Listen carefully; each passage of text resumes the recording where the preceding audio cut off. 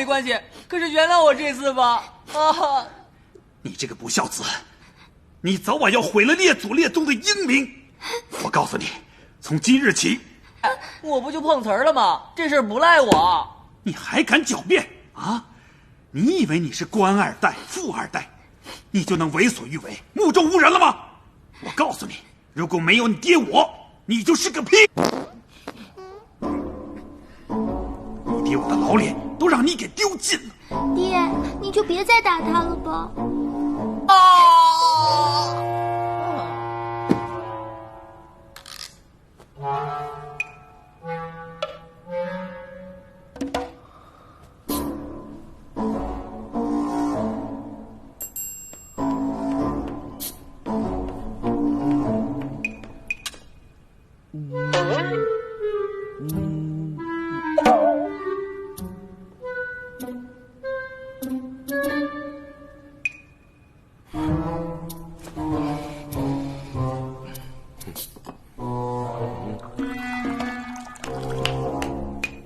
没想到九弟的口味这么重啊！啊，九弟，你怎么还有心情喝茶呀？茶当然还是要喝的。难道九弟已经有了应对之策？当然没有，当然没有。九弟啊，我可是被你们拉上这条贼船了，你可是这条船的船长，你可不能让这条船沉了。现在似乎还不至于沉船吧？也许我是存着侥幸心理，这御史案的始因过小，想要牵扯出太多的人和事，也并非易事。说的挺有道理。所以以不变应万变，不可自乱阵脚，火上浇油才是上策。嗨，说的这么高深，还不是没办法。九弟，你慢慢玩。嘿嘿嘿嘿嘿。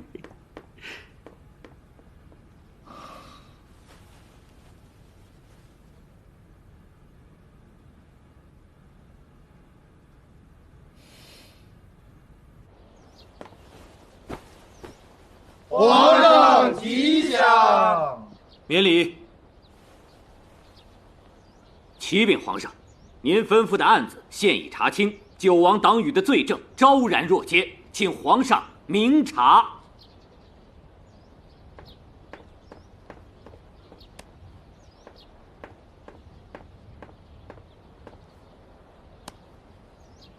果真如此，你们先说来听听。禀皇上，据查实，杨家委托张家的人买了个盐田里。滚！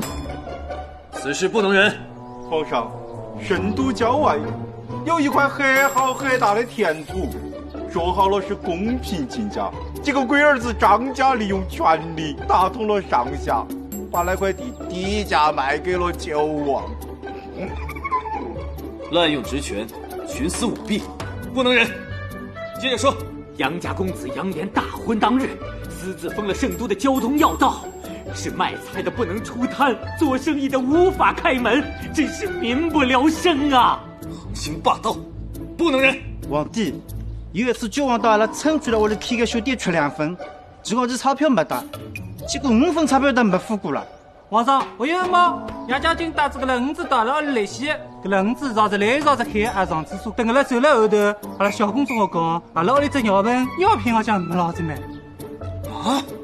有这等事？皇帝，搿哪家在好多发的假事个啦，一日拖啦9号啦，都话公好开呀，主管来谁做？以前谁都不要少给不啦，搿就话不肯走。就话姑娘没办法，一再给人背哦，背的不要少给，就因为话姑娘因为吃了买比多了我啦，皇帝。皇上，还有那九王因为长得太帅了，把我宫里的小太监给活活摔死了。皇上，这样的不正之风一定不能再盛行啊！皇上，此事危及唇亡之秋，再不铲除朝中的邪恶之人，那是有亡国的呀！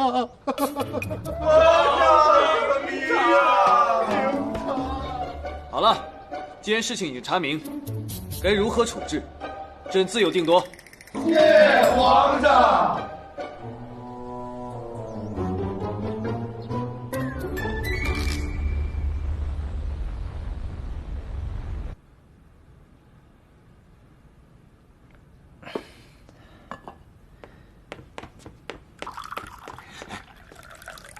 九弟呀，你怎么还有心情喝茶？你没听说事情闹大了吗？听说了。现如今啊，皇后和杨岩那儿，我们都不便再相见了。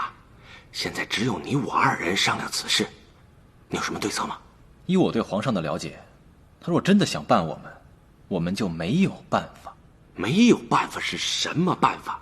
我也讨厌这种束手无策、如瓮中之鳖的感觉。你以为我不想做什么吗？可是现在无论我们做什么，都已经为时已晚。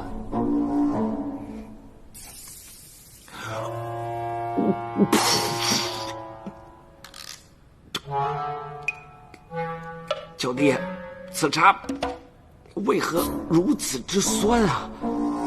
我喝的是醋啊。醋？心中太酸，只能以酸攻酸。九弟，你的口味真是重中之重啊！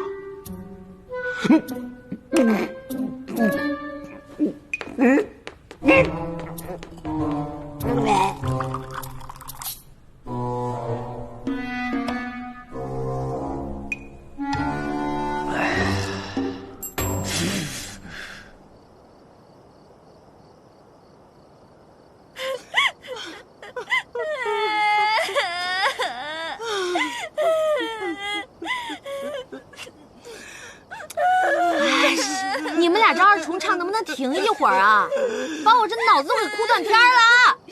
事情发展成这样，娘知道你在强忍着，你别为难自己，想哭你就哭吧啊！是啊，娘娘，遇到这么大的事儿，哪个女人不得痛痛快快的哭一场啊？你别坏了自个儿。齐生他不仅占了我的便宜，还把我逼到这个份上，这也是我万万没想到的。但是当务之急，我们是要想对策、想办法。哭有什么用啊？哭！娘娘，您先别管有用没用，你跟着我们一块儿哭，这样排毒。排你妹的毒！绿梨，我一直没跟你说，你每天把自己画得像个面粉娃娃一样，你这样哭起来可真吓人。